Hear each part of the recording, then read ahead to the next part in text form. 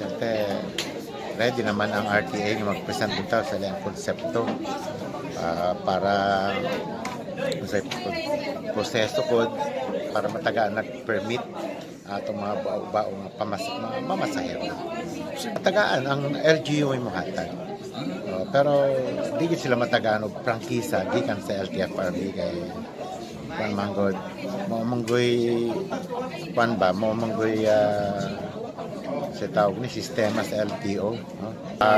Depende na sa plano sa atong RTA kay Juan man siyempre namatay LTPRP. So asa na to sila ibutang na una makatabang sila sa mga kulang bitaw transport services, kaduha para di po sila maka-disrupt bitaw sa traffic. So muna ready naman unta ang RTA ana. Pero amo ning dalion siguro para makasample ta kasi tawag ani kanang pilot test ta ba. Siyempre testing man nato na naiangay nga adjustment ato gimbuhaton. Pero kini atong siyempre gusto nung gyud ang mga bao-bao operators pod nga makatabang sa panginahanglan sa atong transport service. Illegal pa kay man pero usahay lagi na musugal sila kay una siguro makita nila kulang gyud ang means of transport, no? Transport services, kaduha nanginlan sila panginabuhi siguro musugal sila pero kanalagi na og naay enforcement nga masapnan sila until now wala pa may nahatag yun na permit sa ila. Wala kita unsay pagbuot sa atong mayor kasi may nag-issue executive order. Ang mag-enforce lang diha ang RTA. So until such time that there is a change kung bitaw sa order sa atong local chief executive, impounded yun na siya.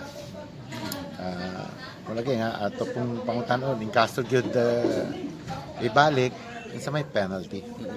So muna po next natong pangutanan na. Dagan na pangutanan councilor ba? Sa Juan Manggod, sa Davao na di na gyud ibalik. Oo. Kini invitation Manggod ang Tapok Cagayan muni gi-organize bitaw sa mga Cagayanon dito sa US. No, it so happen nga ang venue sa Anaheim, California. Ang ga-organize dito na may mga officers anang nga grupo dito sa US, kana mga US-based Filipinos, Cagayanos, no, specifically. Every year ga-invite man sila sa ato din. So ako this will be my first time to go kay during the previous 8 years. Wala lang ko kay ako mang ang akong desisyonan gyud ako nga ako sang unahon kining una pagtuon o pagtabang gyud sa atong legislation kay silbi isa ka neophyte legislator kaniadto. Mas maay na lang siguro dinisa ko sa Cagayan de Oro para makatabang yun, matunan ako sa gitna. Karon kay mo graduate na ko. Akong tanaw tiwason na lang na ako gud ang mga initiatives na ako sa mga legislations. Kini mga pending na ako mga ordinansa, mga resolution bitaw nga gimugna og mga codes, no? Kung man naman ang traffic code, kanang road safety code, drugs code, dagan na tag mga natiwas nga may mong giya bitaw sa atong law enforcement sa lokal. So ako mukuyog ko karon. So tanan mo makaubad ni? Dili kay personal magini siya nga desisyon. So inyo nga all expenses ani? All expenses pinamo. Magunsa pa mo dito, councilor? Unsa may dito? Ako una is mo-attend yun mi anang activity, no? Na ilahang muraga gathering kuning bitaw abi-abi na igamay siro kaon na dito on the 21st and the 22nd ay gala night para sa mga Cagayano dito sa Anaheim. Karon ako pod silbi na pod ko i-drive nga purpose kay naman dito pod ako maigsuon pod na lang ba nabilin sa Pilipinas na kay mga taga-Europe mas duol magud ang US kay ug diri sa Pilipinas lagyo ba. So this is a chance, opportunity makita-kita po mi dito. And siyempre, among hisgutan po din tao, kiniman nabilin nga mga propriedad po sa mga ginikanan. Okay, so na purpose. So, inyong haning kuan kaya ra ba? Siguro ang inyong expenses? Ano yun?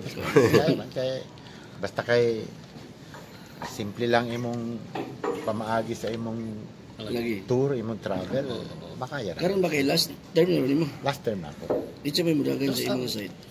Wala. May uli. Wala. Kay akong kamangurang bata unta, si Sofia, third year college naman na So, dahil manggod ang mindset sa isa ka ginikanan, no? Kaya mauna gyud ang edukasyon. so wala kay Total, ang kuan. politika di mo na mawala. Lagi. So wala kay So, sige. lagi puli. Wala. So si kinsa karon imuhang tagna o imuhang makita nga may musunod ng pulis mo. Sa akong family wala. Wala no. Pero Ganun napag-endorse nga time isa ka kagawad sa Patag. Kasi si Attorney Pizarro. Pizarro. May akong gi-endorse kinta og dawaton sa among Asa man sa partido. kang kuan. Kang tamong Mayor. partido ka Mayor Clarex. Okay. Pero ang end sa mong term kagawan? Pero sa ang end sa mong term? Karong June 30, 2025 mo na end sa among term. Happy today. Next year. Oh, So mga mo kuan unsa man imong kuan na? balik ko sa corporate world kay maulaw pud ko sa among kumpanya for 9 years. May gani kay nauso ning Zoom meetings. Makaparticipate pud ko sa mga conceptualization, among brainstorming. Kay maulaw ta nga murabag Wala na nga tayo. atong physical presence wala na lang pirme. Ang akong makonsensya man ko kay murabag dawat limpyo ra akong kaga buhaton. Kay natural silbi isa nga nasa top management staff angay pod nga ang imong presensya.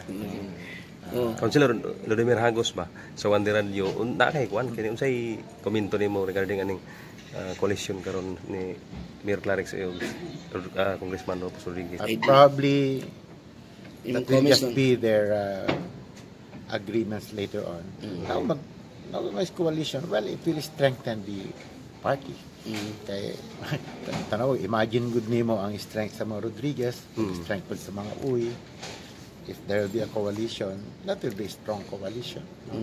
So maray ko, pero if they will coalesce, I don't know, mapud ko ng utana po sa ila, guman ako sila pareho, pero wag ko ng utana sa Sana ila. impurisan lang gyapon ang punto niya, serbisyo. So, basta ang importante, manggod sa ako, okay, mayroon na learn dito sa pagkakonsehal na ako, no?